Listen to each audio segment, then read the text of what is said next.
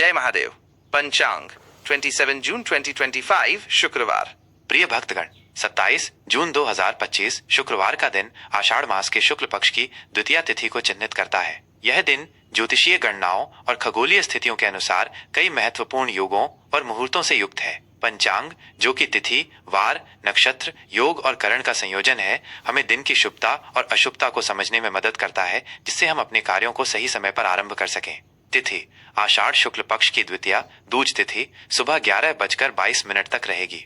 द्वितीया तिथि को स्थायी कार्यों और नींव रखने के लिए शुभ माना जाता है। इसके उपरांत तृतीया तिथि का आगमन होगा। नक्षत्र इस दिन का आरंभ पुनर्वसु नक्षत्र से होगा, जो सुबह 7:23 तक रहेगा। पुनर्वसु के बाद पुष्य नक्षत्र का प्रभाव शुरू होगा। पुष्य नक्षत्र को नक्षत्रों का राजा कहा जाता है और यह सभी शुभ कार्यों, विशेषकर नए कार्यों की शुरुआत, खरीदारी और निवेश के लिए अत्यंत शुभ माना जाता है। करण सुबह 11:22 तक कौलव करण रहेगा, जिसके बाद तैतिल करण का प्रभाव रहेगा। करण भी दिन की शुभता को प्रभावित करते हैं। योग रात 9:10 तक व्याघात योग रहेगा, जिसके बाद हर्षण योग का आरंभ होगा। ये योग भी ज्योतिषीय गणनाओं में महत्वपूर्ण भूमिका निभाते हैं। पक्ष शुक्ल पक्ष। वार शुक्रवार। यह दिन देवी लक्ष्मी और शुक्र ग्रह को समर्पित है, जो धन, समृद्धि और भौतिक सुखों के कारक हैं। सूर्योदय सुबह 5:25 पर, सूर्यास्त शाम 7:23 पर। चंद्र राशि इस दिन चंद्रमा पूरे दिन कर्क राशि में संचार करेगा।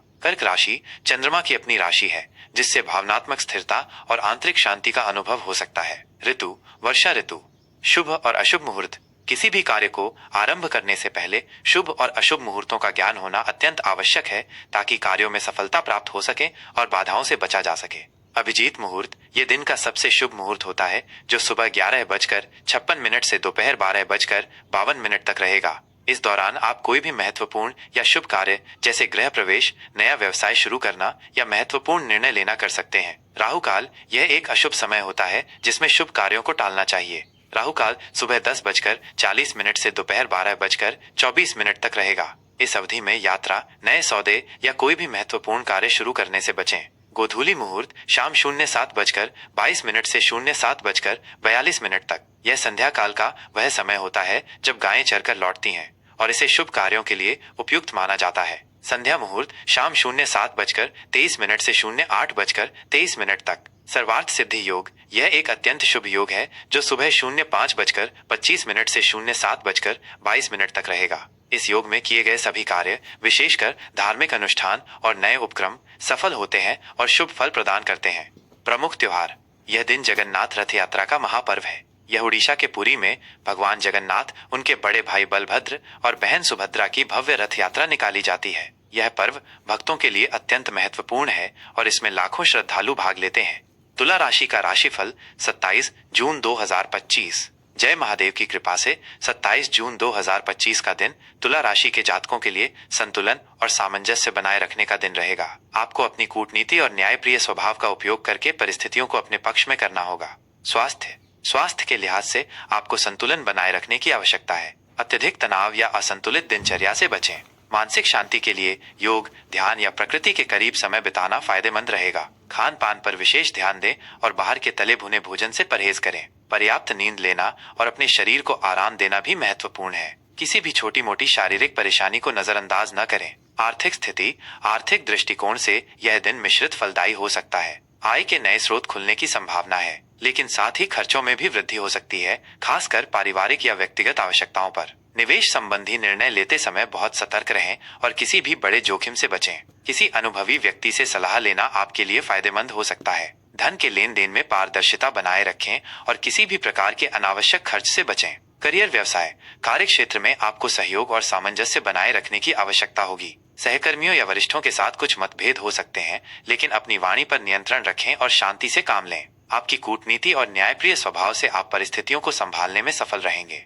व्यवसाय से जुड़े जातकों के लिए नए सौदे या साझेदारी के अवसर मिल सकते हैं, लेकिन उन्हें सावधानी पूर्वक मूल्यांकन करना चाहिए। जल्दबाजी में कोई भी बड़ा निर्णय न लें। प्रेम संबंधों के लिए यह दिन भावनात्मक रूप से संवेदनशील हो सकता है। पार्टनर के साथ संवाद में स्पष्टता बनाए रखें, ताकि किसी प्रकार की गलतफहमी न हो। छोटी छोटी बातों पर बहस से बचें और एक दूसरे की भावनाओं का सम्मान करें। यदि आप अविवाहित हैं तो नए रिश्ते बनाने में जल्दबाजी न करें और सोच समझकर कदम उठाएं।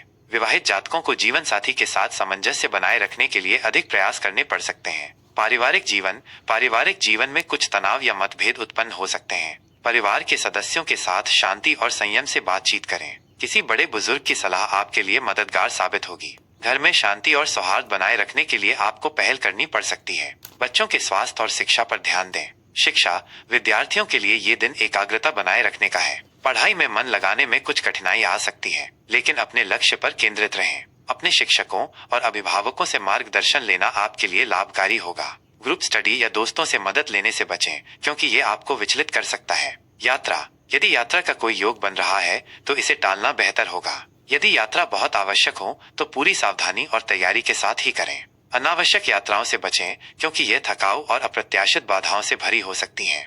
उपाय, शुक्रवार का दिन देवी लक्ष्मी को समर्पित है। इस दिन देवी लक्ष्मी की पूजा अर्चना करें और उन्हें लाल पुष्प या कमल का फूल अर्पित करें। सफेद वस्तुओं का दान करना, जैसे कि चावल, दूध, चीनी या सफेद वस्त्र, तुला राशि के जातकों के लिए शुभ माना जाता है। इससे आपके जीवन में सुख, समृद्धि और शांति आएगी। साथ ही भगवान शिव की पूजा करना और उन्हें जल चढ़ाना भी आपके लिए लाभकारी हो सकता है, क्योंकि वे सभी बाधाओं को दूर करने वाले हैं।